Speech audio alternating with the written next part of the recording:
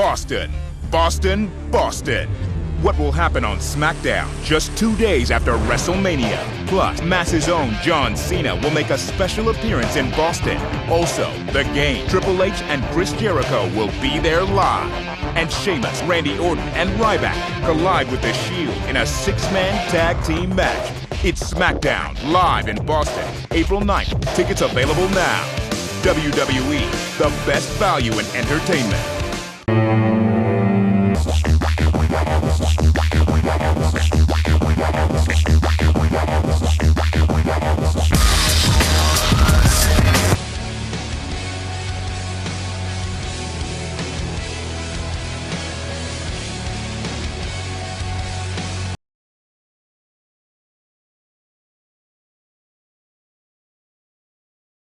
This past Tuesday night, unexpectedly, call him the president of the MWF, but more importantly, a historic member of the wrestling fraternity, the former manager of The Undertaker, a man with a storied career here in professional wrestling that I don't need to go into right now, as you all know, but we lost Paul Bearer Tuesday night. He was...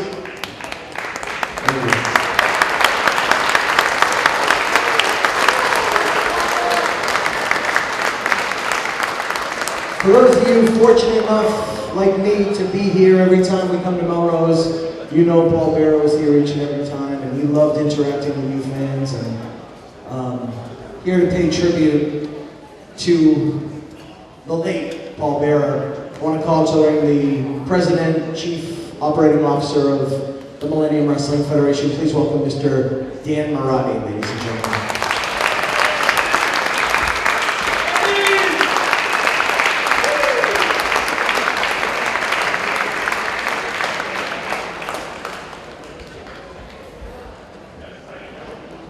This, without a doubt, has been a very challenging week for all of us here, especially Dan, as he puts months and hours, all hours of the night, preparing for these shows for you fans. And to get the news we got Tuesday night is heart-wrenching to all of us, but especially this guy here, because he puts his heart and soul into everything we do here for you fans in the Millennium Wrestling Federation. So I don't need to talk anymore. I'm going to hand it over to Dan Mirade.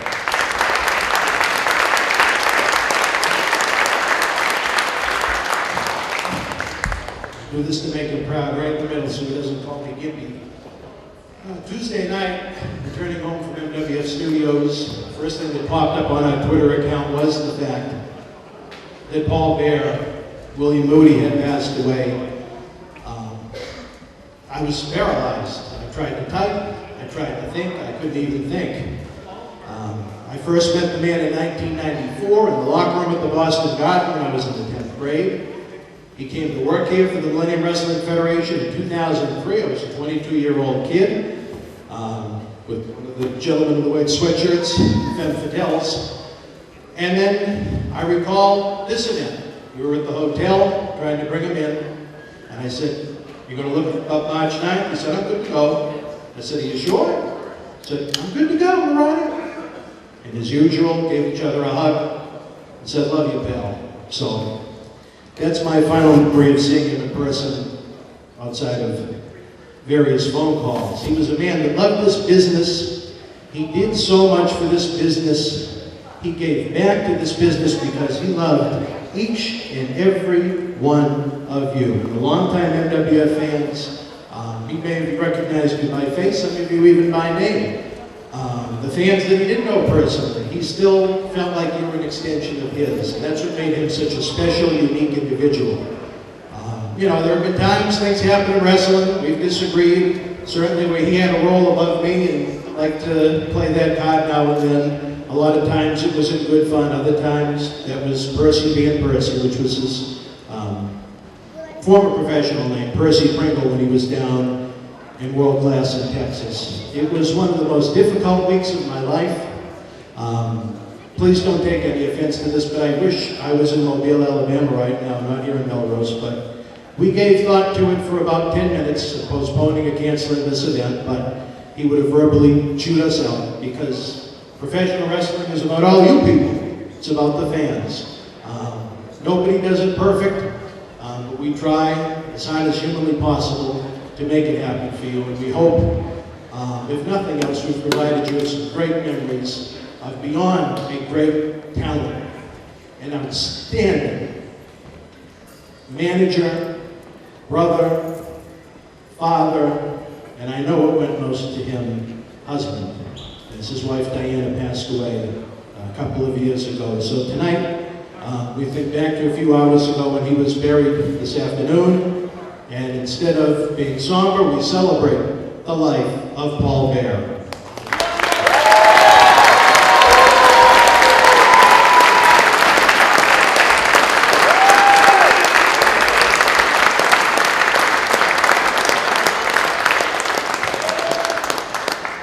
I'm not very good at this. All I can say is I miss my friend.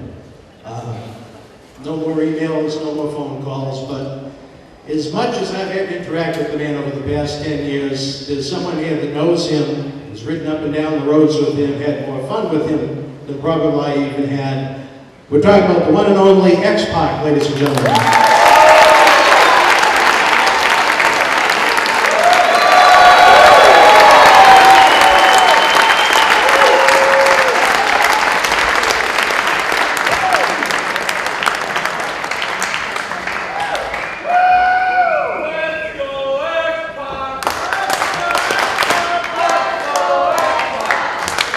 I appreciate it, thank you very much, but this moment right now isn't for me, it's for William Moody, aka Paul Bearer, one of the greatest, most iconic managers that's ever stepped foot in a wrestling ring.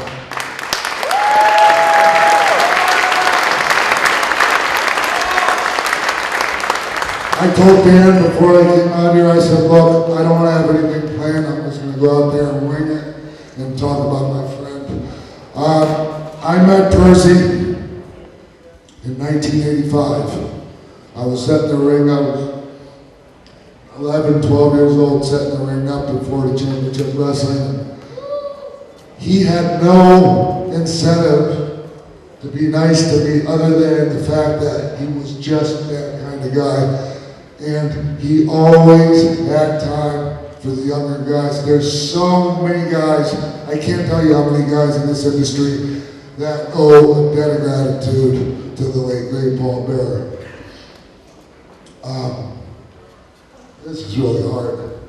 I've had a few days, to let it simmer, so I'm not out here bawling like a baby. Because if I was, Paul Bearer would be the first one to make fun of me.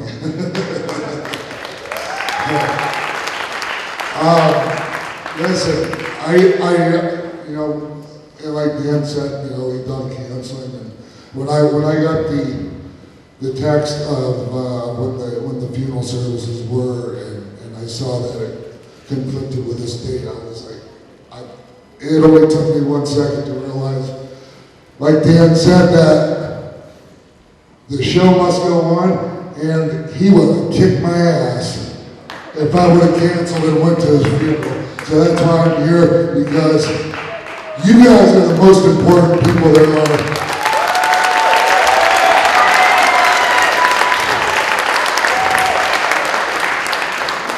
I wrote a piece that's on WrestleZone.com. I don't want to keep on running my mouth here right now. If you want to go on there and read it, it's a tribute I wrote to him. If you want to know just how much more I knew Paul William Moody. But let's all one more time give a hell of a round of applause for Paul Bearer.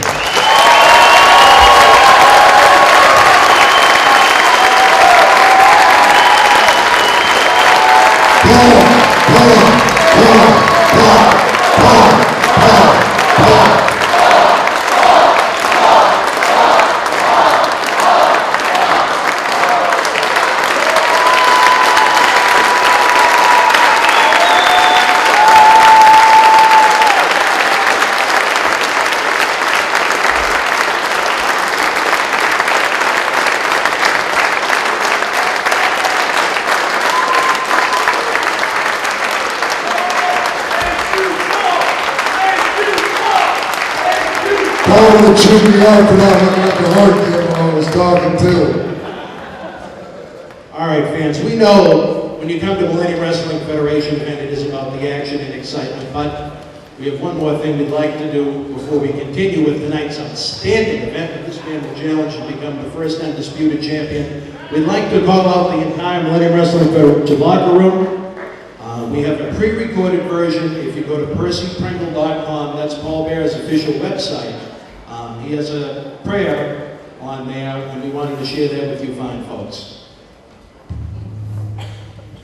You know, we've all heard about Ernest Hemingway and Hemingway's famous story of For Whom the Bell Tolls.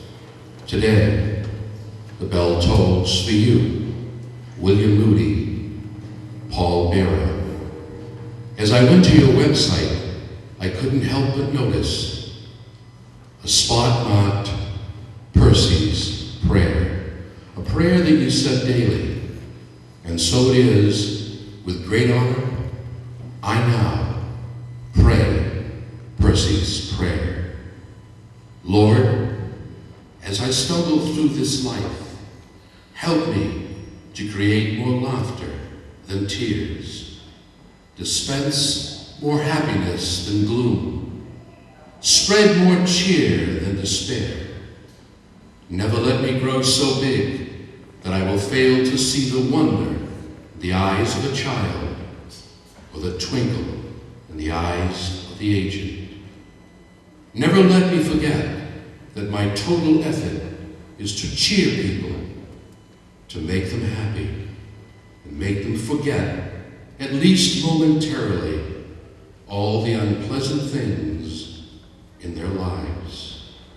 And in my final moment, may I hear you whisper, when you made my people smile, you made me smile.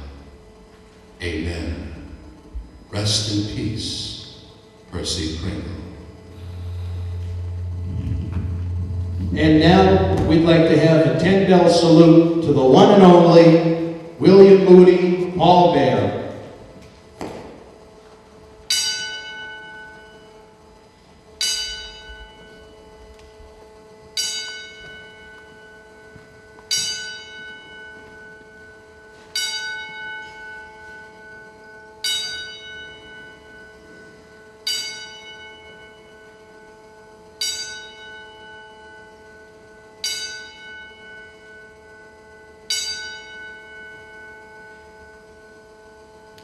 Thank you, fans, for being a part of this, because he was a part of you as well. Percy, thank you for being so good to the kids in my life. We love you, pal.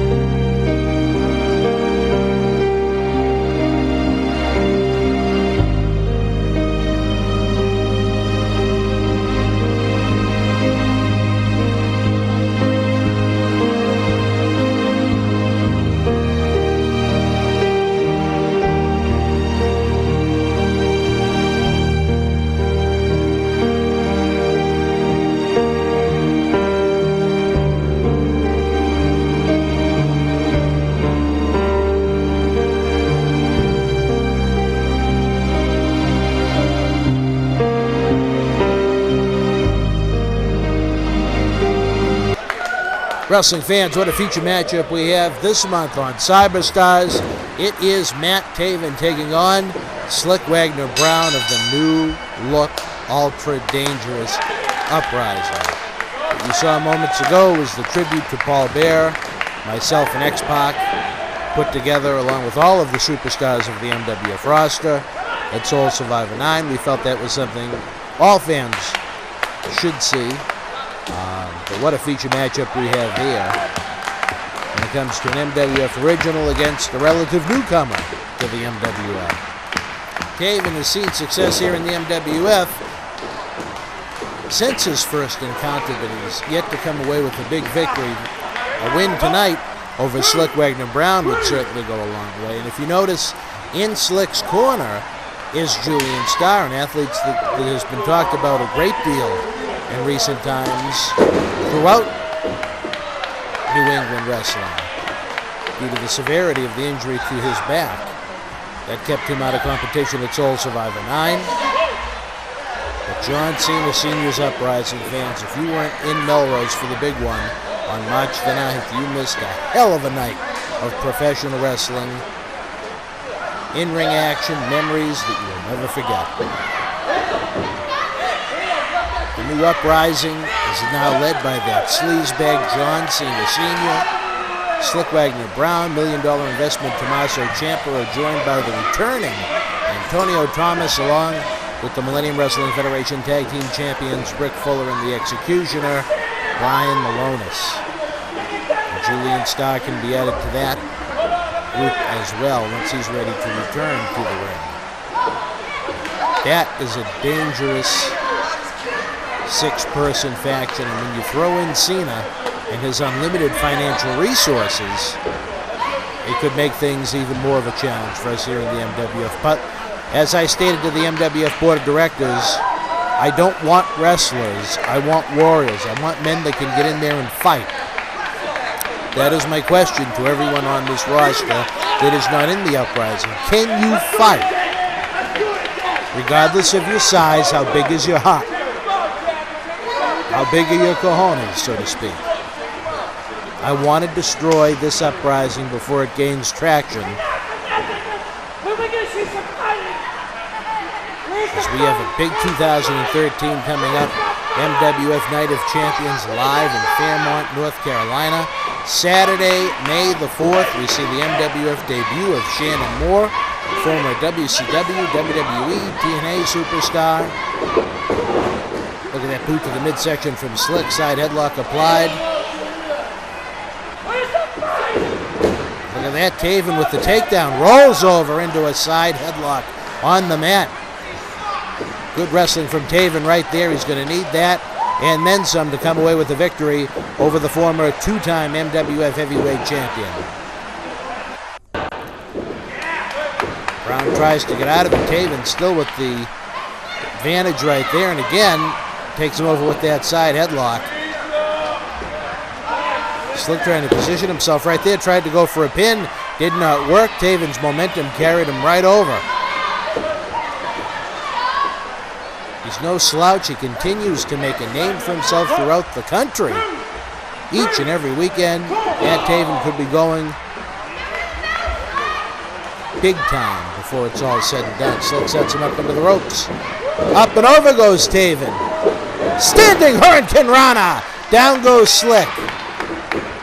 Side headlock applied, takes him down again, trying to cut off that oxygen supply.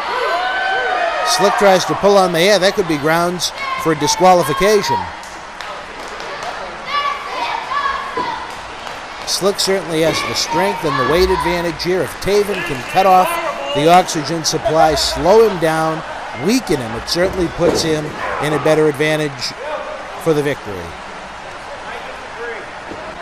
And now Slyck reverses it, and he is, nope, just when we thought Slyck had the upper hand, Taven uses his legs to try and do the same thing. It could be a pinfall right there. Slyck better kick out. I didn't see Tony Jordan count. Look at this. Now Slyck has the advantage. He's almost grappling for position right there. Bruce Marshall, eat your heart out on that. I also understand on the April edition of MWF Superstar Zone, I will be joined in studio by the biggest scumbag in professional wrestling, John Cena Sr. himself. That should be spirited if you've seen some of his MWF Extra videos. He challenged and made a fool of himself with John Taffer of Bar Rescue. Goes for the roll-up. Slyck holds on to the rope. Drop kick from Taven. And Slyck gets out of the ring. Taven should be following up on that right now, going out of the ring. Getting him back in there and trying to go for a pinfall. That is what it's going to take. Standing in the ring, clapping your hands is not going to defeat Slyck Wagner Brown. And Julian's already out there. Chop across the chest. I think Julian's smart enough to know that if he puts his hands on Taven in front of the referee, that is also grounds for disqualification. Up against the guardrail, knife edge chop. That's the aggression we want to see to take down these scum.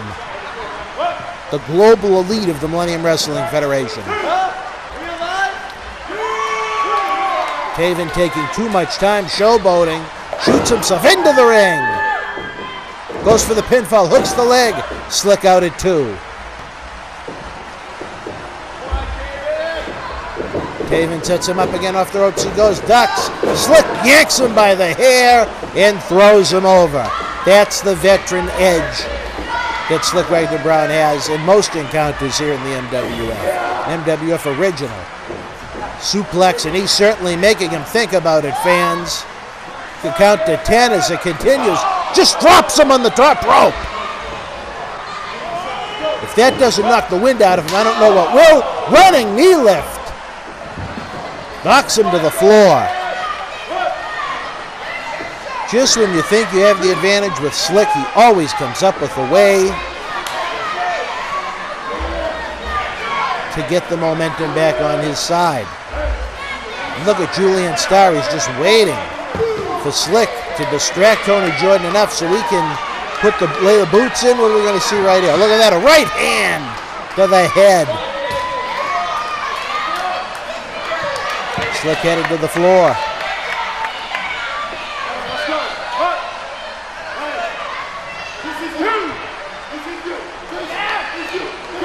He wants to throw him right into the guardrail, and he does, and made him think about it.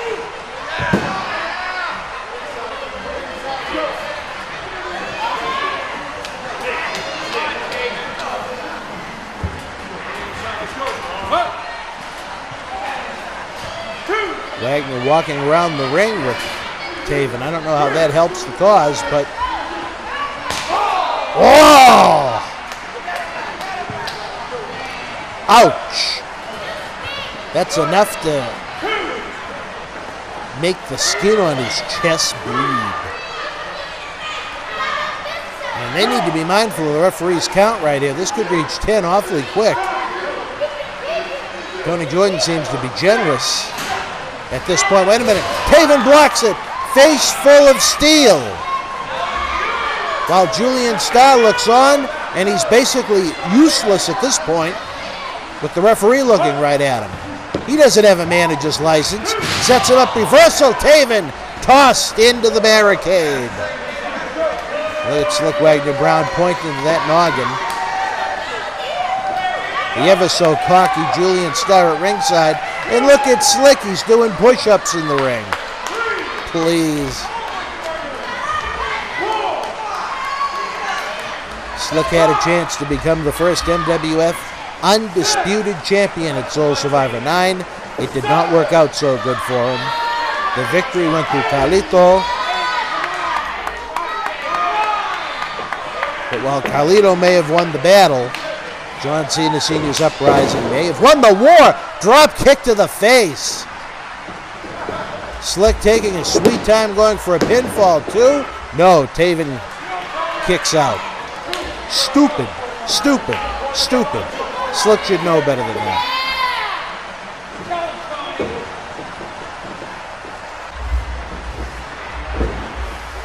Now he's attempting to choke Taven in the ropes. Uses the 4 count to his advantage. Slyck distracts Jordan, and again, Julian Starr gets a shot in. Whether you like him, don't like him, it is smart wrestling.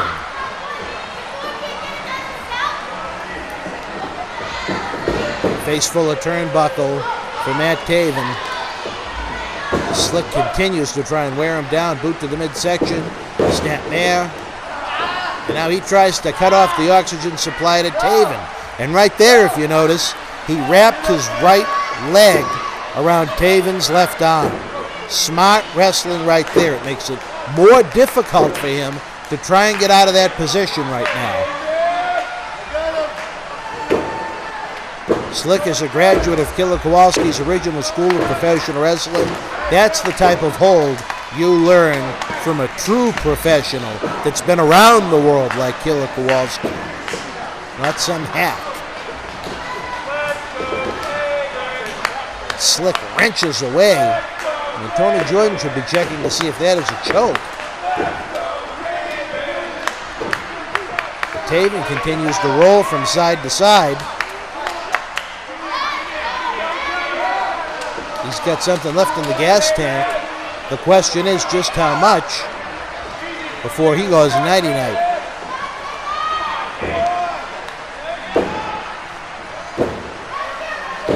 Taven trying to make his way up, and he does. He charges Slyck into the post. Anything to get out of that.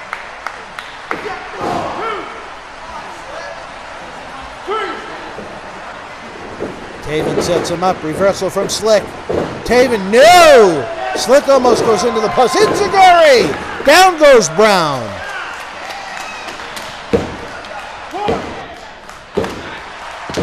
But Taven has been worn down so bad over the past few moments that he doesn't have the energy to even go after him for a pin. Julian puts his head down. He knows it's not looking so good at this moment.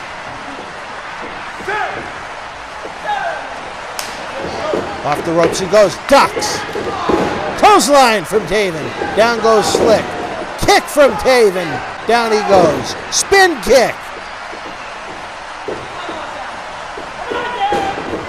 Sets Slyck up again, puts his head down.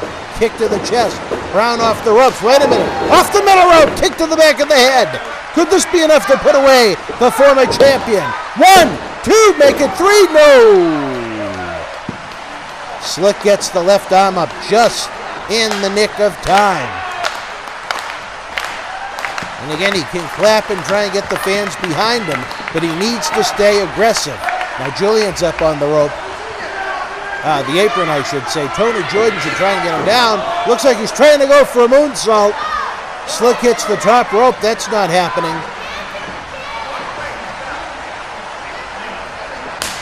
Look at that chop to his back. He's taking it to the front and the back. But those lethal chops from Slyck. Shades of Hercules Hernandez. Down goes Matt Taven. Is this enough to put away the youngster Taven? 2. No. Matt Taven kicks out at 2.5. Slyck Wagner Brown getting a little PO'd right there. He wants the win. Everyone is getting ready for the Big Bang Birthday Bash. Saturday, September the 21st. My birthday of all days from Memorial Hall in Melrose. It is going to be an epic night in the Millennium Wrestling Federation. Slyck sets him up. Taven, roll of the dice. Could this be enough to put him away? He gets him. He doesn't hook the leg. 2, 3, no. 2 3/4. I thought that was it. I wish my broadcast partner, the Jackal, was with me right now because he's missing a hell of a match here on Cyberstarz. This is what professional wrestling is all about. They're not here to entertain. They're here to wrestle. They're here to win. They want to compete for titles. Taven with the right hand while Slyck sits on the top rope twice. Taven goes up to the middle rope. What are we going to see here? Looks like he's going to attempt a superplex. Julian Starr trying to get in. Oh, look at that low blow from Slyck.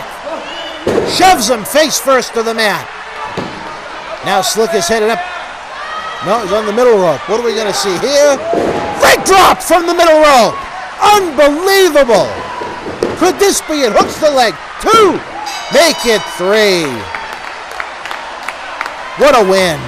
Here is your winner, advancing to the six-pack challenge,